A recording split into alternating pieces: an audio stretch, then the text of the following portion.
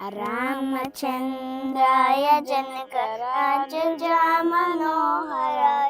मामकाभीष्टदाय महितमङ्गलम् कौसलेशाय मन्दहासदासपोषणाय वासवादिविनतसद्वराय मङ्गलम् चारुकुङ्कुमोपेतचन्दनाविचर्चिता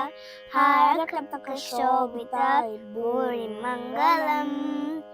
ललितरत्नकुन्दलाय तुलसीवनमालिकाय जलदसदृशदेहाय चारुमङ्गलम्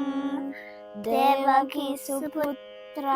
देवदेवोत्तमाय पावजागुर्वराय भव्यमङ्गलम् पुण्डरीकाक्षाय पूर्णचन्द्रनानाय अन्धजातवाहनाय अतुलमङ्गलम्